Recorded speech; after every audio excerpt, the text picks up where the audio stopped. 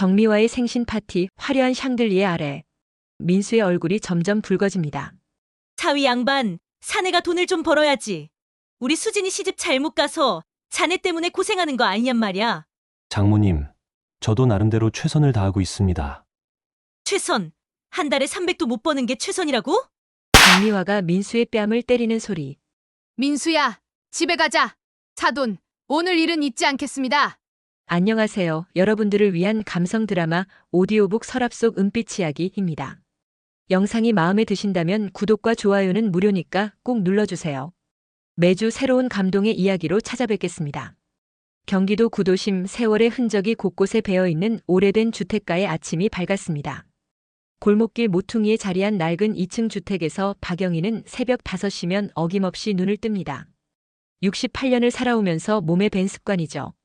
부엌으로 나가 쌀을 씻고 밥솥에 불을 올리는 동안 2층에서는 아들 내외의 움직이는 소리가 들려옵니다. 최민수는 어머니를 닮아 부지런한 사람입니다. 42살이 되도록 한 회사에서 성실하게 일해 부장 자리까지 올랐죠. 그러나 중소기업 부장의 월급이란 게 뭐 그리 대단하겠습니까? 그래도 민수는 불평 한마디 없이 묵묵히 자기 일을 해나갑니다.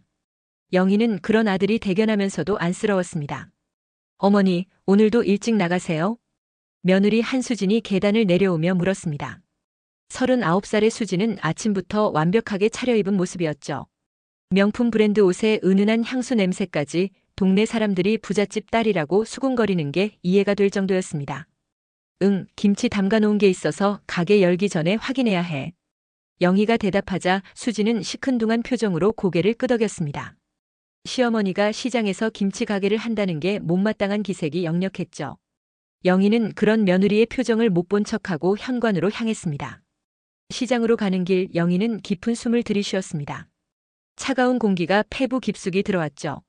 30년 넘게 다녔던 이 길이 오늘따라 유독 정겹게 느껴집니다. 시장 입구에 도착하자 이미 몇몇 상인들이 가게를 열고 있었습니다. 영희 언니, 오늘도 일찍 나오셨네요. 옆 가게 생선 장수 김 사장이 반갑게 인사했습니다. 영희도 환하게 웃으며 화답했죠. 시장 사람들과 나누는 이런 소소한 정이 영희에게는 큰 위안이 되었습니다. 김치가게 셔터를 올리고 들어가자 어제 담가둔 배추김치가 제법 익은 냄새를 풍겼습니다. 영희는 김치통을 열어 맛을 보았죠. 적당히 익어가는 김치를 보며 만족스러운 미소를 지었습니다. 이렇게 직접 담근 김치를 손님들이 맛있게 먹어주는 것만으로도 행복했으니까요. 오전 장사가 시작되자 단골 손님들이 하나둘 찾아왔습니다. 영희는 손님 한 명 한 명과 안부를 묻고 수다를 떨며 김치를 팔았죠. 어떤 손님은 아들 자랑을, 어떤 손님은 며느리 흉을 보며 시간을 보냈습니다. 영희도 가끔은 자기 이야기를 보태며 웃고 떠들었습니다. 우리 민수는 효자예요. 월급날이면 꼭 용돈 챙겨주려고 하는데 내가 안 받아요. 자기들 쓸 것도 많을 텐데. 영희가 말하자 한 손님이 부러운 듯 말했습니다. 아이고 복도 많으셔. 우리 아들은 용돈은커녕 맨날 돈 달라고만 하는데. 점심시간이 지나고 오후가 되자 가게가 한산해졌습니다. 영희는 잠시 의자에 앉아 쉬며 생각에 잠겼죠. 다음 주에 있을 수진 친정 식구들과의 모임이 떠올랐습니다. 수진의 친정 어머니 정미화를 만날 생각을 하니 벌써부터 가슴이 답답해졌습니다. 정미화는 겉으로는 사돈이라며 친한 척하지만 늘 은근히 민수를 무시하는 말을 했습니다. 돈 좀 번다고 의시되는 그 태도가 영희는 못마땅했죠. 하지만 아들을 위해 집안의 화목을 위해 참고 또 참았습니다.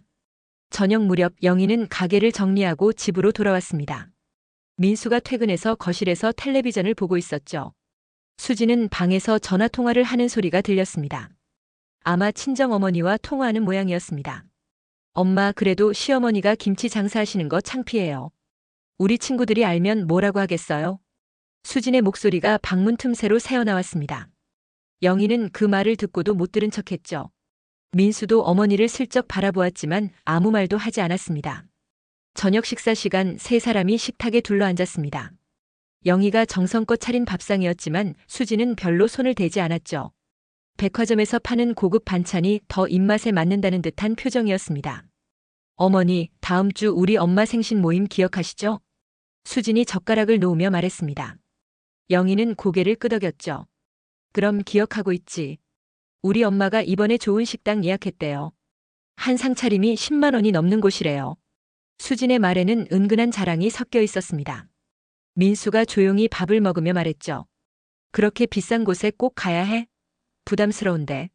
어머, 1년에 한 번 있는 생신인데 그 정도는 해드려야죠. 우리 엄마가 얼마나 신경 써서 준비했는데요. 수진의 날카로운 대답에 민수는 더 이상 말을 잇지 못했습니다. 영희는 아들의 난처한 표정을 보며 마음이 아팠죠. 하지만 겉으로는 아무렇지 않은 듯 미소를 지었습니다. 식사를 마치고 영희는 부엌에서 설거지를 했습니다. 찬물에 손을 담그니 관절이 시큰거렸죠. 나이가 들어가는 걸 실감하는 순간이었습니다. 그래도 영희는 불평하지 않았습니다. 이것이 자신의 삶이고 나름대로 행복하다고 생각했으니까요. 밤이 깊어가자 영희는 방에 누워 천장을 바라보았습니다. 다음 주 모임에서 또 어떤 모욕을 당할지 걱정이 앞섰죠. 하지만 아들을 위해서라면 참을 수 있다고 스스로를 다독였습니다. 창밖에서 들려오는 자동차 소리를 들으며 영희는 서서히 잠이 들었습니다. 일주일이 훌쩍 지나고 정미화의 생일날이 밝았습니다. 영희는 아침 일찍부터 준비를 시작했죠. 오늘은 가게도 일찍 문을 닫고 왔습니다. 검은색 정장을 꺼내 입고 거울 앞에 섰는데 세월의 흔적이 역력한 자신의 모습이 씁쓸하게 느껴졌습니다. 민수는 넥타이를 매며 긴장한 기색이 역력했습니다. 장모를 만날 때마다 느끼는 압박감이 오늘따라 더 무겁게 느껴지는 모양이었죠. 수지는 이와 대조적으로 들뜬 표정으로 화장을 하고 있었습니다. 비싼 드레스를 입은 수진의 모습은 확실히 품위가 있어 보였습니다. 여보, 오늘 우리 엄마한테 잘 보여야 해요. 알겠죠? 수진이 민수에게 은근히 압력을 넣었습니다. 민수는 고개를 끄덕이며 한숨을 삼켰죠. 영희는 그런 아들의 모습을 안타깝게 바라보았습니다. 세 사람이 택시를 타고 도착한 곳은 강남의 고급 한정식 레스토랑이었습니다. 입구부터 화려한 인테리어가 눈에 띄었죠. 예약된 룸으로 들어가자 이미 수진의 친정 식구들이 모여 있었습니다. 어머 수진아, 우리 딸 오늘 정말 예쁘네. 정미화가 수진을 안으며 반겼습니다. 65세의 정미화는 명품으로 온몸을 치장한 모습이었죠. 금목걸이와 다이아몬드 반지가 조명 아래서 번쩍거렸습니다. 정미화의 남편과 수진의 남동생 부부도 자리에 있었습니다. 아이고, 사돈 어르신도 오셨네요. 어서 앉으세요. 정미화가 영희에게 인사했지만 그 말투에는 은근한 거만함이 배어 있었습니다. 영희는 조용히 자리에 앉았고 민수도 어색하게 인사를 나눴죠. 음식이 나오기 시작했습니다. 한 상 가득 차려진 고급 요리들이었지만 영희는 입맛이 없었습니다. 정미화와 그 가족들이 나누는 대화는 온통 돈과 사업 이야기뿐이었죠. 우리 회사가 이번에 대기업하고 계약 따냈어요. 매출이 작년 대비 30%는 늘 것 같아요. 수진의 남동생이 자랑스럽게 말했습니다. 정미화도 흐뭇한 표정으로 아들을 바라보았죠. 역시 우리 아들이야. 사업 수완이 대단해. 그러더니 정미화의 시선이 민수에게로 향했습니다. 표정이 순식간에 차갑게 변했죠. 그런데 민수 자네는 아직도 그 회사 다니시나? 부장이면 이제 그만 나와서 사업이라도 해야 하는 거 아닌가? 민수가 대답하려는 순간 정미화가 술잔을 들며 말을 이었습니다. 사위 양반, 내가 하는 말이 기분 나쁘실 수도 있는데 사내가 돈을 좀 벌어야지. 우리 수진이 시집 잘못 와서 고생하는 것 같아서 기분이 안 좋네. 식탁의 분위기가 순식간에 얼어붙었습니다. 민수는 고개를 숙이며 참으려 했지만 얼굴이 붉어지는 게 보였죠. 영희의 가슴속에서는 분노가 끓어오르기 시작했습니다. 장모님, 저도 나름대로 최선을 다하고 있습니다. 민수가 조심스럽게 말했지만 정미화는 코웃음을 쳤습니다. 그리고 술잔을 내려놓더니 갑자기 일어섰죠. 모두가 무슨 일인가 싶어 정미화를 바라보는 순간이었습니다. 정미화가 민수 뺨 때리는 소리. 맑은 소리가 룸 안에 울려 퍼졌습니다. 정미화의 손바닥이 민수의 뺨을 때린 것이었죠. 민수는 충격에 얼어붙었고 수진도 놀라서 입을 벌렸습니다. 하지만 정미화는 태연한 표정으로 다시 자리에 앉았습니다. 이게 현실이야. 돈도 못 벌면서 무슨 최선을 다한다는 거야? 우리 수진이가 불쌍해서 내가 대신 정신 차리라고 때려준 거야. 영희는 그 순간 온몸의 피가 거꾸로 솟는 것을 느꼈습니다. 하지만 차분하게 숨을 고르며 일어섰죠. 민수의 팔을 잡고 조용히 말했습니다. 민수야, 일어나. 우리 집에 가자. 어머니. 민수가 당황한 표정으로 어머니를 바라보았지만 영희의 눈빛은 단호했습니다. 수진이 급하게 일어나며 말했죠. 어머니, 우리 엄마가 좀 술을 드셔서 그래요. 이해해 주세요. 영희는 수진을 차갑게 바라보았습니다. 그리고 정미화를 향해 돌아섰죠. 사돈, 오늘 일은 잊지 않겠습니다. 그 말을 남기고 영희는 민수를 데리고 룸을 나왔습니다. 복도를 걸어가는 동안 민수는 아무 말도 하지 못했죠. 때린 뺨이 아직도 얼얼한 것 같았습니다. 밖으로 나오자 차가운 바람이 불어왔습니다. 영희는 택시를 잡아 민수를 먼저 태웠죠. 택시 안에서 민수가 고개를 숙인 채 말했습니다. 어머니 죄송합니다. 제가 못나서. 민수야, 내가 뭘 잘못했니? 고개 들어. 넌 아무 잘못 없어. 영희가 아들의 어깨를 토닥였습니다. 하지만 속으로는 치밀어 오르는 분노를 억누르기 힘들었죠. 내 아들을 이렇게 모욕하다니 절대 용서할 수 없다는 생각이 들었습니다. 집에 도착해서도 민수는 방에 들어가 나오지 않았습니다. 영희는 거실에 앉아 깊은 생각에 잠겼죠. 오늘 받은 모욕을 어떻게 갚아야 할지 아니면 그냥 참고 넘어가야 할지 고민이 되었습니다. 1시간쯤 지나자 수진이 집에 들어왔습니다. 표정이 좋지 않았죠. 어머니, 오늘은 정말 죄송했어요. 우리 엄마가 술을 너무 드셔서. 수진이 변명하듯 말했지만 영희는 대꾸하지 않았습니다. 수진도 더 이상 말을 잇지 못하고 방으로 들어갔죠. 그날 밤 영희는 잠을 이룰 수 없었습니다. 민수의 빨갛게 부어오른 뺨이 자꾸만 눈앞에 아른거렸죠. 평생 고생하며 키운 아들이 이런 모욕을 당하는 걸 보고만 있어야 한다는 게 너무나 억울했습니다. 새벽녘이 되어서야 영희는 결심을 했습니다. 더 이상은 참지 않겠다고. 하지만 어떻게 해야 할지는 아직 정하지 못했죠. 일단은 평소처럼 행동하며 기회를 엿보기로 했습니다. 다음 날 아침 영희는 평소보다 일찍 일어나 김치 가게로 향했습니다. 시장 사람들과 이야기를 나누며 마음을 달래려 했지만 어제의 일이 자꾸만 떠올랐죠. 그때 옆 가게 김 사장이 다가와 말했습니다. 영희 언니, 오늘 표정이 안 좋으신데 무슨 일 있으세요? 아니야, 괜찮아. 영희가 억지로 웃으며 대답했지만 속마음은 전혀 괜찮지 않았습니다. 오히려 시간이 지날수록 분노가 더 커져만 갔죠. 이대로는 안 되겠다는 생각이 점점 강해졌습니다. 3챕터- 참을 수 없는 모욕. 그 일이 있은 지 며칠이 지났지만 집안 분위기는 여전히 무거웠습니다. 민수는 회사에서 돌아와도 말수가 줄었고 수지는 영희와 눈을 마주치는 것조차 피했죠. 영희는 평소처럼 김치 가게를 운영하며 아무 일 없다는 듯 행동했지만 마음속 응어리는 점점 커져만 갔습니다. 목요일 오후 영희가 김치를 포장하고 있을 때였습니다. 가게 앞에 검은색 외제차가 멈춰섰죠. 차에서 내린 사람은 다름 아닌 수진이었습니다. 평소와 달리 화려한 옷차림에 선글라스까지 쓴 모습이었습니다. 수진은 가게 안으로 들어오며 주변을 둘러보았습니다. 마침 가게 안에는 동네 아주머니 몇 분이 김치를 고르고 있었죠. 수진의 표정에는 불편한 기색이 역력했습니다. 어머니, 잠깐 말씀 좀 드릴게요. 수진이 작은 목소리로 말했지만 영희는 손님들을 응대하느라 바빴습니다. 잠시 기다리던 수진이 짜증 섞인 한숨을 내쉬었죠. 아니, 어머니도 참.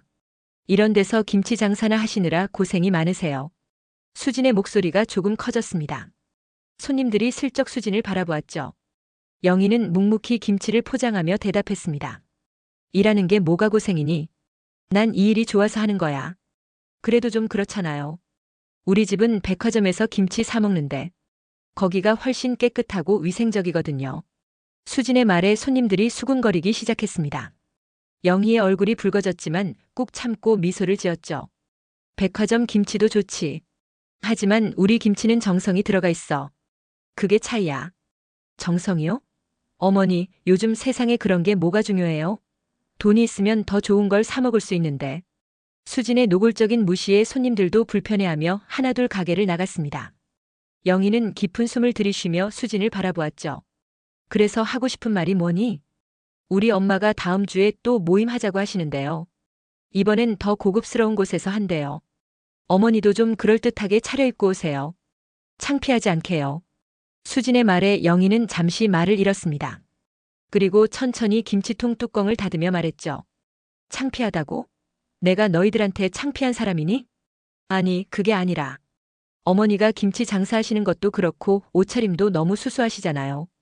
우리 친정 쪽 사람들이 다 보는데. 수진이 변명하듯 말했지만 영희의 가슴속에서는 또다시 분노가 치밀어 올랐습니다. 장모가 아들 뺨을 때리더니 이제는 며느리까지 나서서 모욕을 주는구나 싶었죠. 바로 그때 시장 통로로 정미화가 걸어오는 것이 보였습니다. 정미화는 수진과 약속이라도 한 듯 영희의 가게로 다가왔죠. 오늘도 역시 명품으로 치장한 모습이었습니다. 어머, 사돈 어르신. 여기가 그 김치 가게군요.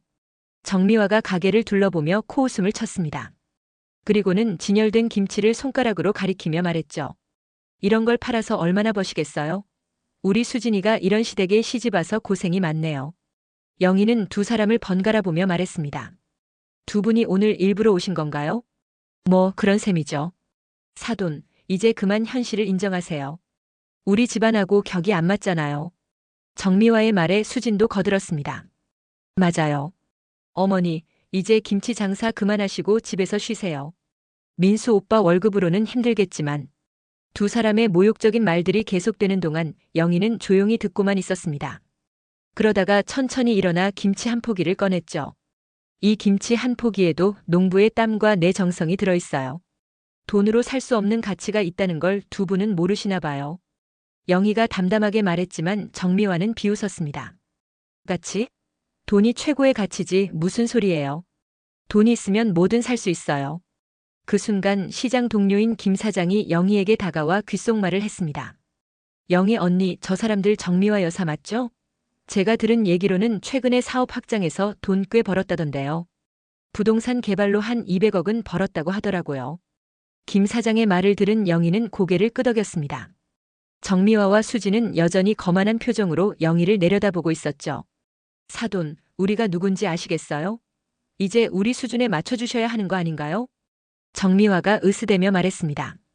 영희는 잠시 두 사람을 바라보다가 조용히 입을 열었죠. 그래요, 알겠습니다. 다음 모임에는 제가 좀 다르게 나가도록 하죠. 영희의 순순한 대답에 정미화와 수지는 의외라는 표정을 지었습니다. 그리고는 만족스러운 듯 웃으며 가게를 나갔죠. 두 사람이 떠난 후 영희는 다시 의자에 앉았습니다.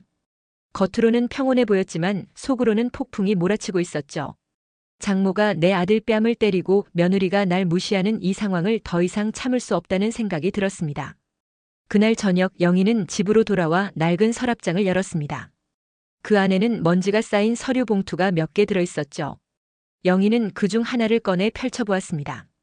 거기에는 영희의 이름으로 된 여러 건물의 등기부등본이 들어있었습니다. 사실 영희는 남편이 살아있을 때부터 조금씩 부동산에 투자해왔습니다. 김치 가게는 단순한 취미였고 실제로는 상당한 자산을 보유하고 있었죠. 그 자산 규모는 180억에 달했습니다. 하지만 영희는 이 사실을 아무에게도 말하지 않았습니다. 민수조차 모르는 비밀이었죠.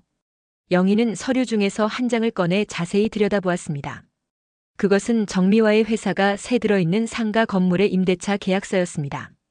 정미화는 자신이 건물주 앞에서 큰 소리치고 있다는 걸 꿈에도 모를 것입니다. 이제 때가 된 것 같구나. 영희가 혼잣말을 하며 서류를 정리했습니다. 그리고는 핸드폰을 꺼내 어디론가 전화를 걸었죠. 여보세요, 김 변호사님? 저 박영희입니다.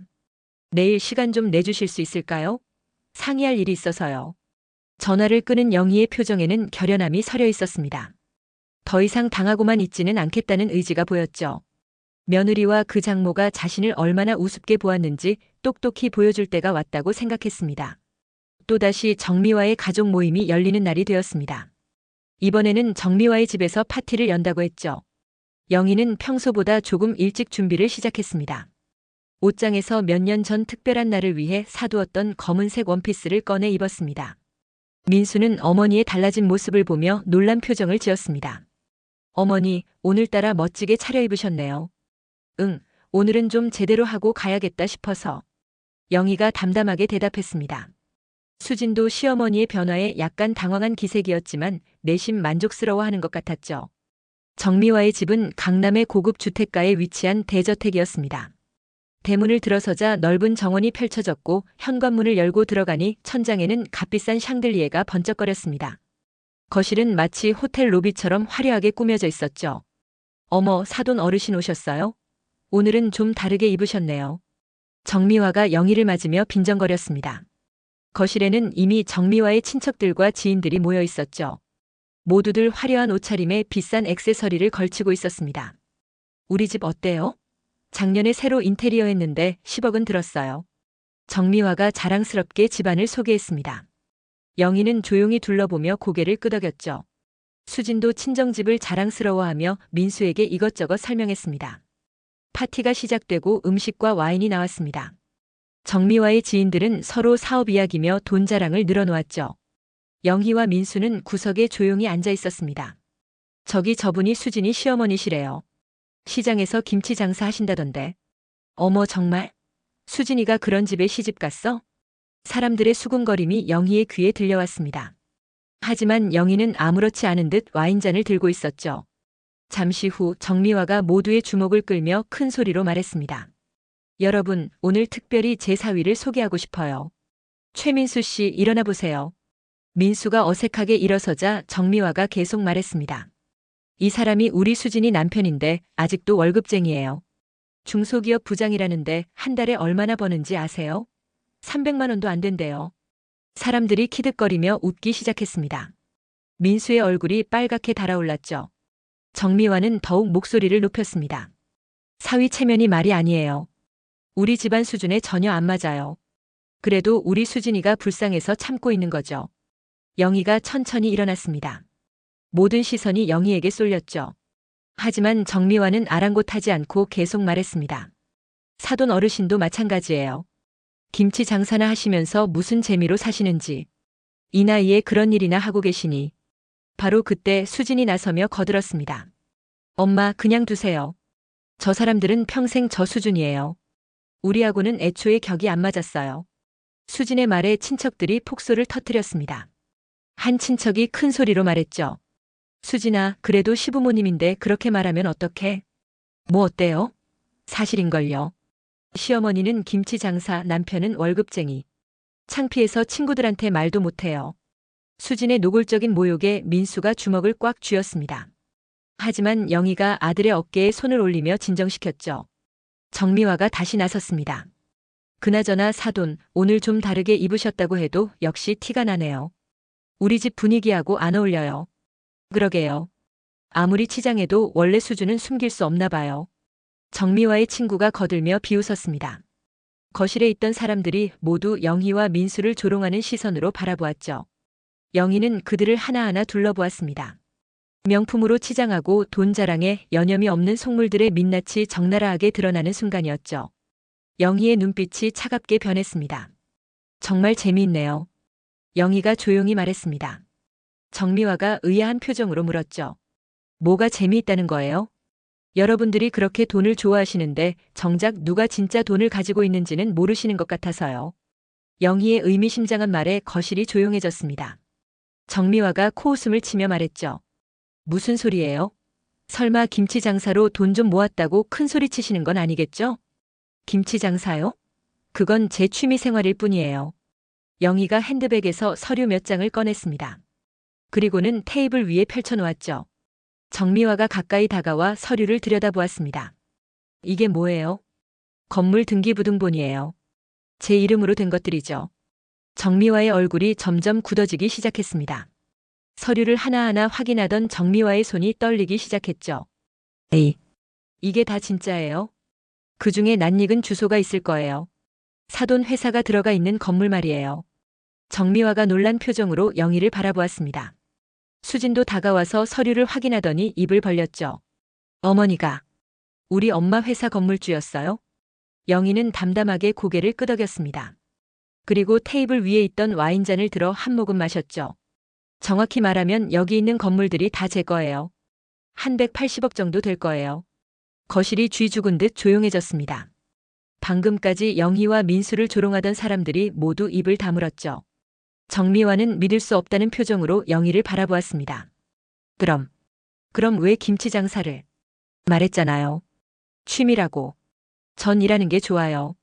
그리고 내 아들한테도 성실하게 일하는 법을 가르치고 싶었고요. 영희가 민수를 바라보며 미소를 지었습니다. 민수도 충격에 빠진 표정이었죠. 자신의 어머니가 이런 비밀을 숨기고 있었다는 걸 전혀 몰랐던 것입니다. 그런데 사돈은 제 아들을 때리셨죠? 그것도 사람들 앞에서.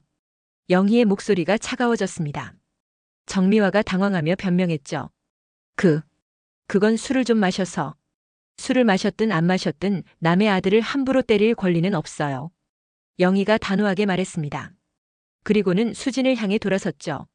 그리고 넌 내 아들을 모욕했어. 평생 저 수준이라고 했지? 수진이 고개를 숙이며 아무 말도 하지 못했습니다. 영희는 천천히 자리에서 일어났죠. 이제 누가 누구보다 수준이 높은지 아시겠어요? 침묵이 계속되는 가운데 영희가 천천히 자리에서 일어났습니다. 180억이라는 숫자에 모두가 압도된 상황이었죠. 정미화는 여전히 믿기 힘들다는 표정으로 서류를 들여다보고 있었고 수진은 고개를 들지 못했습니다. 사돈, 이제 정신이 좀 드세요? 영희가 정미화 앞으로 다가갔습니다. 정미화가 뒷걸음질 치며 더듬거렸죠. 저는 정말 몰랐어요. 사돈이 그런 분인 줄은 몰랐다고요? 그래서 내 아들 뺨을 때려도 된다고 생각하신 거예요? 영희의 목소리가 점점 높아졌습니다. 평생 참고 살았던 감정들이 한꺼번에 터져나오는 것 같았죠. 거실에 있던 사람들은 숨을 죽이고 두 사람을 바라보았습니다. 그날 내 아들 뺨에 손을 대는 순간 사돈은 선을 넘으신 거예요. 영희가 한 걸음 더 다가서자 정미화가 의자에 털썩 주저앉았습니다. 영희는 정미화를 내려다보며 말을 이었죠. 돈이 있으면 뭐든 할 수 있다고 했죠? 남의 아들도 때릴 수 있고 사람을 무시해도 된다고 생각하셨나 봐요. 그때 수진이 떨리는 목소리로 끼어들었습니다. 어머니, 저희가 잘못했어요. 정말 죄송해요. 영희가 수진을 향해 돌아섰습니다. 수진의 얼굴은 이미 창백해져 있었죠. 내가 지금 누구 앞에서 내 아들을 모욕해? 영희의 눈빛이 번뜩였습니다. 그리고는 수진의 바로 앞까지 다가갔죠. 수진이 뒷걸음질 치려 했지만 영희가 수진의 팔을 잡았습니다. 오늘 내가 한 말 하나도 빠짐없이 기억하고 있어. 평생 저 수준이라고 했지? 창피해서 친구들한테 말도 못한다고 했지? 수진이 고개를 숙이며 눈물을 흘렸습니다. 하지만 영희는 멈추지 않았죠. 내가 무시한 건 단순히 김치 장사가 아니야. 내가 평생 흘린 땀과 정성을 짓밟은 거야. 영희가 손을 들어 올렸습니다. 모두가 숨을 멈춘 순간이었죠. 맑은 소리가 거실에 울려 퍼졌습니다. 영희의 손바닥이 수진의 뺨을 때린 것이었죠. 수진이 비명을 지르며 뺨을 감쌌습니다. 아파? 내 아들도 이렇게 아팠어. 사람들 앞에서 뺨 맞는 기분이 어떤지 이제 알겠니? 영희가 차갑게 말했습니다. 정미화가 벌떡 일어나 항의했죠. 아니, 아무리 그래도 어떻게 며느리를. 며느리? 내 아들을 모욕하고 무시한 사람이 무슨 며느리예요? 영희가 정미화를 노려보았습니다. 정미화가 말을 잇지 못하고 입을 다물었죠. 사돈도 마찬가지예요. 내 아들 뺨을 때렸으니 그 대가는 치러야겠죠. 영희가 핸드폰을 꺼내 어디론가 전화를 걸었습니다. 김 변호사님? 네, 지금 바로 진행해 주세요. 정미화 씨 회사 임대차 계약 해지요. 정미화의 얼굴이 새하얗게 질렸습니다. 떨리는 목소리로 애원했죠. 사돈, 그러지 마세요. 그 건물에서 나가면 우리 회사는 이제야 정신이 드시나 봐요. 임대료도 당장 2배로 올릴 거예요. 못 내면 나가셔야죠. 영희의 단호한 말에 정미화가 무릎을 꿇었습니다. 체면이고 뭐고 다 내려놓은 모습이었죠. 제발 사돈, 제가 잘못했어요. 용서해 주세요. 영희는 정미화를 내려다보며 말했습니다. 용서요? 내 아들이 받은 모욕을 어떻게 용서해요? 그때 민수가 어머니에게 다가왔습니다. 어머니, 이제 그만하세요. 충분해요. 민수의 말에 영희가 아들을 바라보았습니다. 민수의 눈에는 눈물이 고여 있었죠. 평생 자신을 위해 이렇게까지 싸워준 어머니가 고맙고 미안했던 것입니다. 민수야, 넌 아무 잘못이 없어. 엄마가 다 해결할게. 영희가 아들의 어깨를 토닥였습니다. 그리고는 다시 정미화와 수진을 향해 돌아섰죠. 내가 누군지 이제 알았어요?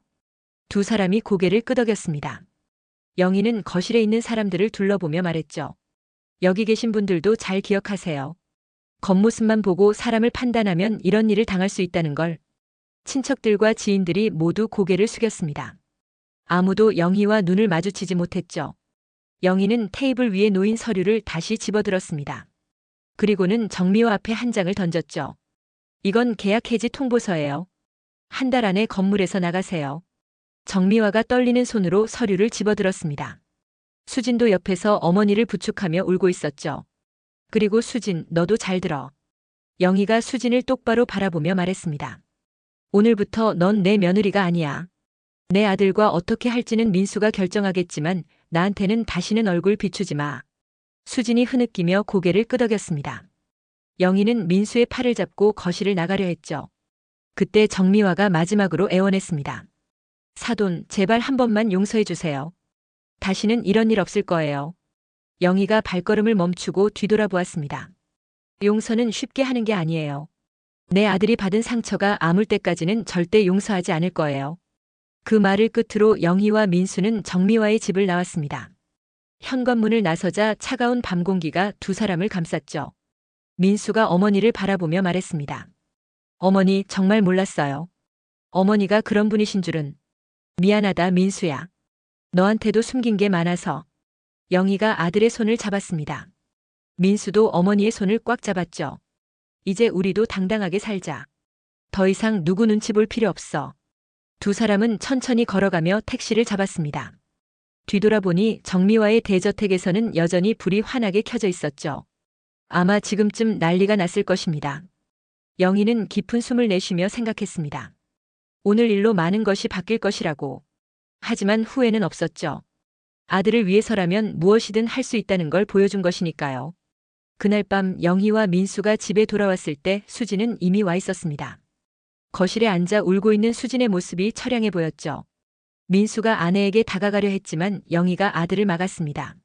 민수야, 방에 들어가 있어. 내가 먼저 얘기 좀 할게. 민수가 머뭇거리다가 방으로 들어갔습니다. 영희는 수진 맞은편에 앉았죠. 수진이 눈물로 얼룩진 얼굴을 들어 시어머니를 바라보았습니다. 어머니, 정말 죄송해요. 제가 너무 못되게 굴었어요. 이제 와서 사과한다고 달라질 게 있을까? 영희의 차가운 말에 수진이 더 울먹였습니다. 영희는 잠시 수진을 바라보다가 일어나 서재로 들어갔죠. 그리고는 두꺼운 서류 뭉치를 들고 나왔습니다. 이게 뭔지 알아? 영희가 서류를 테이블 위에 놓았습니다. 수진이 떨리는 손으로 서류를 펼쳐보았죠. 거기에는 영희가 소유한 건물들의 상세한 목록이 있었습니다. 강남의 빌딩 3채, 판교의 상가 건물 2채, 그리고 여의도에도 오피스텔이 있어. 이게 다 내 이름으로 되어 있지. 수진의 눈이 점점 커졌습니다. 서류를 넘길수록 더 많은 부동산이 나타났죠. 영희가 담담하게 설명을 이어갔습니다. 남편이 살아있을 때 함께 모은 돈으로 시작했어. 처음엔 작은 상가 하나였는데 시세를 잘 읽어서 계속 늘려갔지. 김치 가게는 정말 취미였어. 사람들 만나고 일하는 게 좋아서 한 거야. 수진이 고개를 들어 영희를 바라보았습니다. 그럼 왜 저희한테 말씀 안 하셨어요? 돈 때문에 사람이 변하는 걸 너무 많이 봤거든. 민수가 돈에 기대지 않고 스스로 성실하게 살기를 바랐어. 그리고 너도 마찬가지야. 민수를 돈이 아니라 사람으로 봐주길 바랐는데. 영희가 한숨을 쉬었습니다. 수진은 고개를 숙이며 눈물을 흘렸죠. 제가 정말 바보였어요. 겉모습만 보고 판단했어요. 바로 그때 현관문이 열리는 소리가 났습니다. 정미화가 헐레벌떡 들어왔죠. 뒤따라 정미화의 남편도 함께였습니다. 사돈, 제발 다시 한번 생각해 주세요. 정미화가 거실로 들어오자마자 무릎을 꿇었습니다. 영희는 차갑게 정미화를 내려다보았죠. 여기까지 찾아오셨네요. 사돈, 정말 죄송해요.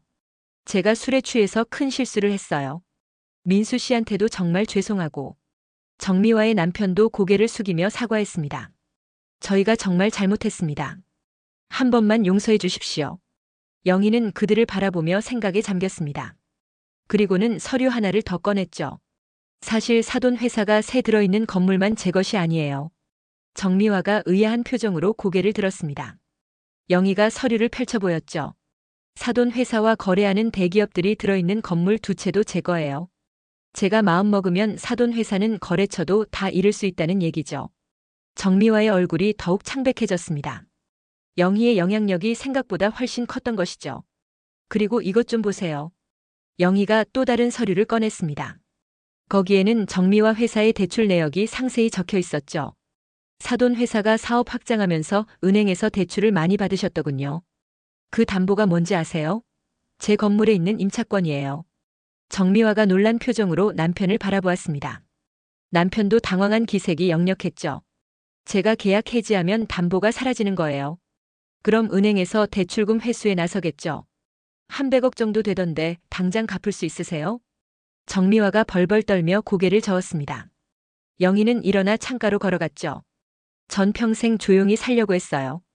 돈 자랑하는 것도 싫고 권력 휘두르는 것도 싫어서 그냥 김치 장사하며 소소하게 살았죠. 영희가 돌아서며 정미화를 바라보았습니다. 그런데 사돈은 제 아들을 때렸어요. 그것도 사람들 앞에서. 돈이 없어서 무시해도 된다고 생각하셨죠? 아니에요. 정말 죄송해요.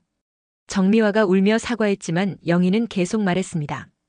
더 화가 나는 건 수진이까지 나서서 내 아들을 모욕했다는 거예요. 평생 저 수준이라니. 그 말이 얼마나 잔인한지 아세요? 수진도 다시 눈물을 흘렸습니다. 민수가 방에서 나와 상황을 지켜보고 있었죠. 영희는 핸드폰을 꺼내 들었습니다. 지금 전화 한 통이면 사돈 회사는 끝이에요. 건물에서 쫓겨나고 대출금 독촉받고 거래처도 다 끊기겠죠. 정미화 부부가 얼굴을 묻고 울었습니다. 영희는 잠시 그들을 바라보다가 핸드폰을 내려놓았죠. 하지만 전 사돈처럼 잔인하지 않아요. 모두가 놀란 표정으로 영희를 바라보았습니다. 영희가 조건을 제시했죠. 앞으로 절대 내 아들과 나를 무시하지 마세요. 그리고 수진이가 진심으로 반성하고 민수를 제대로 대한다면 계약은 유지하겠어요. 정미화가 고개를 들어 영희를 바라보았습니다. 정말이세요? 대신 임대료는 정상가로 받을 거예요. 지금까지 반값에 해드렸는데 이제는 그럴 이유가 없으니까. 정미화가 급하게 고개를 끄덕였습니다. 네, 당연하죠. 감사합니다. 영희는 수진을 바라보며 말했습니다. 수진아, 마지막 기회야. 민수를 진심으로 대하지 않으면 그땐 정말 끝이야. 수진이 일어나 영희 앞에 무릎을 꿇었습니다. 어머니, 정말 잘할게요. 민수 오빠를 진심으로 사랑해요. 제가 욕심에 눈이 멀었어요. 민수가 아내에게 다가가 일으켜 세웠습니다. 수진이 남편의 품에 안겨 울었죠. 영희는 깊은 한숨을 쉬며 말했습니다. 이제 진짜 모습들이 다 드러났으니 새롭게 시작해보자. 하지만 오늘 일은 절대 잊지 않을 거야. 정미화 부부가 연신 고개를 숙이며 감사 인사를 했습니다. 그들이 떠난 후 영희는 민수와 수진을 바라보며 말했죠. 민수야, 이제 내가 결정해. 수진이와 계속 살 건지 말 건지. 민수가 아내를 바라보며 말했습니다. 한 번 더 기회를 주고 싶어요, 어머니. 영희가 고개를 끄덕였습니다. 그리고는 방으로 들어가며 마지막으로 말했죠. 내일부터 다시 김치 가게 나갈 거야. 돈이 많든 적든 일하는 게 제일 행복하거든.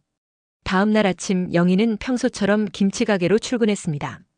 어제의 일이 꿈만 같았지만 현실이었죠. 가게 문을 열고 들어가니 익숙한 김치 냄새가 코를 찔렀습니다.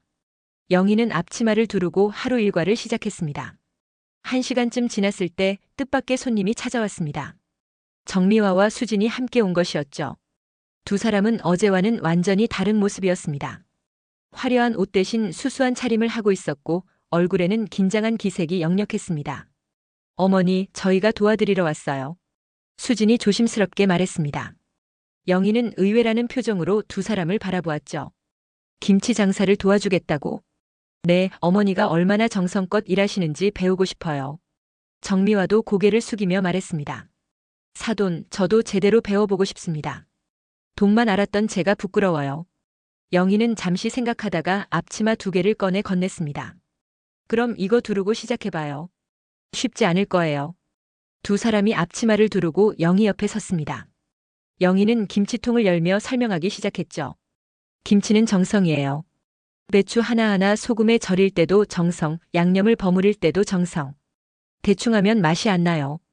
수진과 정미화는 열심히 고개를 끄덕이며 영희의 말을 들었습니다. 영희가 김치 한 포기를 꺼내 보였죠. 자, 이 김치 좀 먹어봐라. 수진이 김치를 한 입 베어 물었습니다. 그 순간 눈이 커졌죠. 어머니, 정말 맛있어요. 백화점 김치랑은 차원이 달라요. 정미화도 맛을 보더니 감탄했습니다. 정말이네요. 이런 맛은 처음이에요. 영희가 은은하게 미소 지었습니다. 이게 진짜 김치 맛이에요. 돈으로 살 수 없는 손맛이죠. 바로 그때 가게로 또 다른 손님들이 들어왔습니다. 민수의 회사 동료들이었죠. 그들은 영희를 보고 깍듯이 인사했습니다. 어머님, 민수 부장님 어머니 맞으시죠? 소문 들었습니다. 무슨 소문이요? 영희가 의아해하자 한 동료가 신문을 꺼내 보였습니다. 경제면에 영희의 이야기가 실려 있었죠. 숨은 재벌 김치가게 사장의 반전 인생이라는 제목이었습니다. 어머님이 엄청난 자산가시라면서요? 회사에서 난리 났어요. 영희가 당황하며 신문을 받아 읽었습니다. 어제 정미화 집에서 있었던 일이 누군가를 통해 새어나간 모양이었죠. 이런 원치 않았는데. 수진이 미안한 표정으로 말했습니다. 어머니, 아마 어제 파티에 있던 누군가가 퍼뜨린 것 같아요. 정미화도 고개를 숙였습니다. 제 불찰입니다. 정말 죄송해요. 하지만 영희는 담담하게 신문을 내려놓았습니다. 이미 벌어진 일이니 어쩔 수 없죠. 어차피 숨길 생각도 없었고요. 그때부터 가게에는 구경 온 사람들이 몰려들기 시작했습니다. 모두들 180억 자산가가 김치를 판다는 게 신기한 모양이었죠. 영희는 평소처럼 손님들을 응대했습니다. 점심시간이 되자 민수가 가게로 찾아왔습니다. 아내와 장모가 김치 가게에서 일하는 모습을 보고 놀란 표정이었죠. 어머니, 이게 어떻게 된 일이에요? 내 아내와 장모님이 김치 담그는 법을 배우고 싶다고 해서. 민수가 수진을 바라보자 수진이 미소 지으며 다가왔습니다. 여보, 어머니 일이 정말 대단해요. 이렇게 정성이 많이 들어가는 줄 몰랐어요. 정미화도 민수에게 다가와 고개를 숙였습니다. 민수야, 다시 한번 사과한다. 정말 미안하다. 민수가 어색하게 고개를 끄덕였습니다. 영희가 그런 아들을 보며 말했죠. 민수야, 오늘 저녁에 다 같이 집에서 식사하자. 내가 특별한 걸 준비할게. 저녁이 되어 모두가 영희의 집에 모였습니다. 영희는 직접 담근 김치를 이용해 김치찌개를 끓였죠. 그리고 테이블 중앙에 김치 한 접시를 놓았습니다. 자, 오늘의 하이라이트예요. 영희가 김치를 집어들며 수진을 바라보았습니다. 수진이 긴장한 표정으로 영희를 보았죠. 수진아, 내가 무시한 건 김치가 아니라 나와 내 아들의 땀과 세월이었어. 영희가 김치를 들어 수진 앞으로 가져갔습니다. 모두가 숨을 죽이고 지켜보는 순간이었죠. 이 김치 맛을 알아야 진짜 사람이야. 그리고는 김치를 수진의 입으로 가져갔습니다. 하지만 뺨에 대는 대신 수진의 입에 넣어주었죠. 수진이 놀란 표정으로 김치를 씹었습니다. 어때? 이제 맛을 알겠니?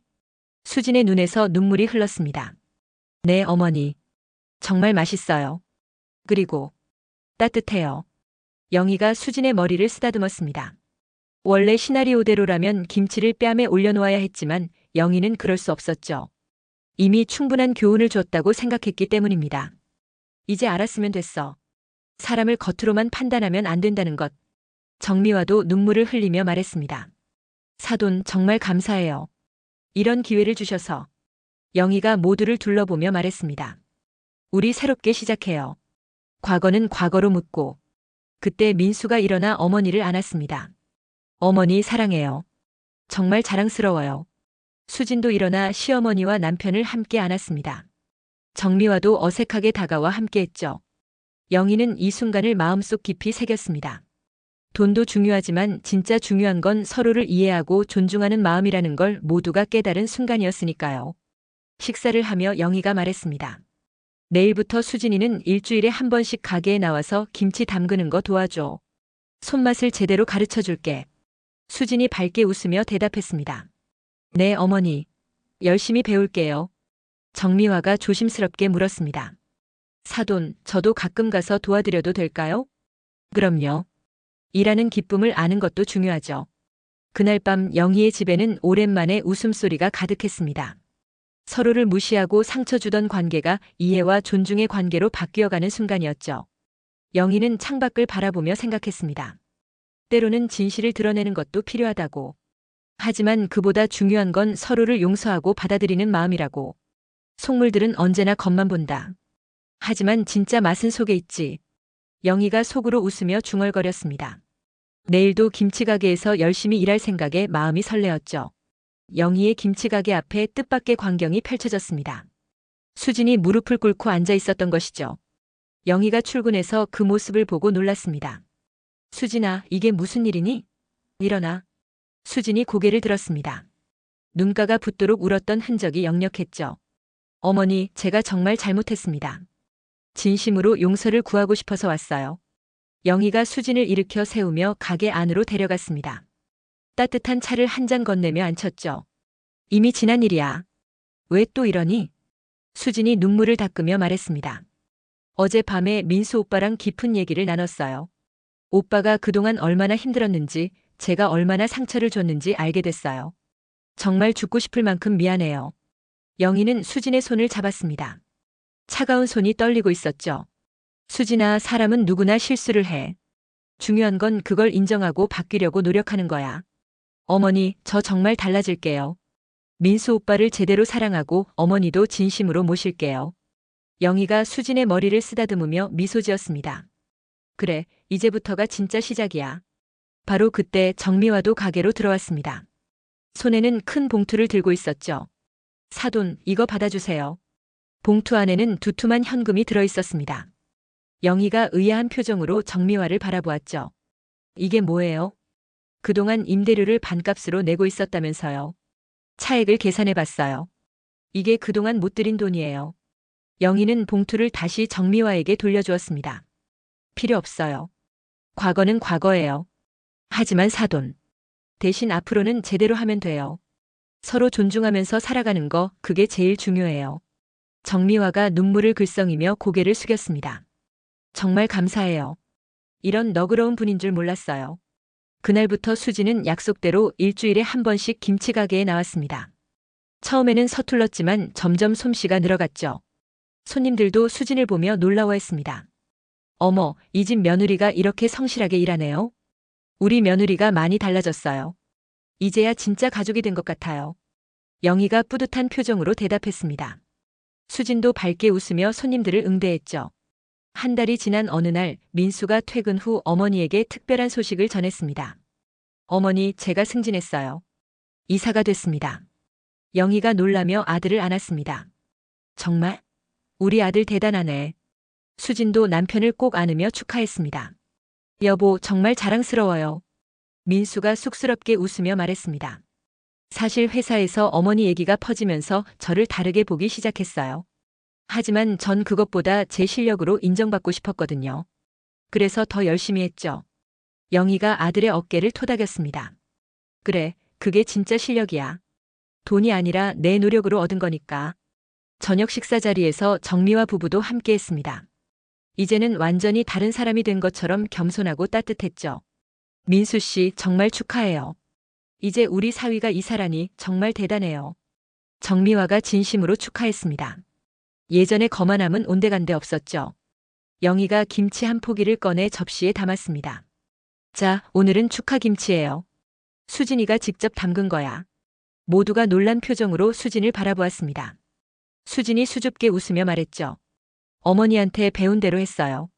맛이 좀 부족할 수도 있어요.